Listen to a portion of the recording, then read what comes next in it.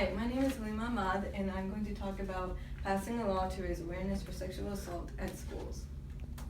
The Center of Disease Control reports that 30% of female sexual assault victims were first attacked between ages 11 and 17. If children that young are being sexually assaulted, who is telling them what's happening and how to protect themselves? I'm here to talk to you today about how it should be a law that sexual assault awareness should be taught in intermediate schools or higher.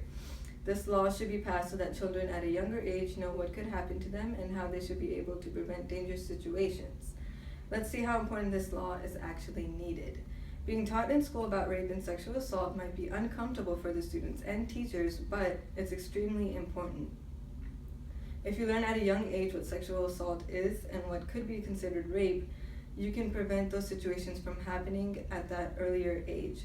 For example, some younger children might not know what's wrong, but feel uncomfortable and don't understand what to do. The difficulty for investigators, attorneys, therapists, and researchers confronting child sexual abuse is the secrecy surrounding a subject long considered shameful. Victims are often left confused at an earlier sexual experience that may feel good and bad at the same time. Children often make accusations and then recant once they see the dreadful forces they have set in motion. Furthermore, perpetrators often threaten to harm a child who dares to disclose the abuse. In some of the cases, Rice University of Washington social worker Professor John R. Conte, animals were killed before the children, and the children told that a similar fate awaited them or their parents if they revealed what had happened to them. This is from a report called Child Sexual Abuse, Does the Nation Face an Epidemic or Wave of Hysteria? If younger children know what could happen to them, they should know who also could do it. The younger kids should know that an adult whom they believe they could trust could also sexually assault them. If they're aware that a neighbor or even a family member could assault them, then maybe they can stop it from happening by speaking out or preventing themselves to be in a situation. College campuses are by far one of the most common places where sexual assault occurs. According to the report, do colleges handle allegations fairly? Even after decades of research on the extent of sexual assault among college students, the numbers are disputed. 1 in 5 women is sexually assaulted in college, states an April report from the White House Task Force. If students were aware, the outcomes could be endless. If it became a law that schools are supposed to teach about sexual assault awareness, there's really no downside to it.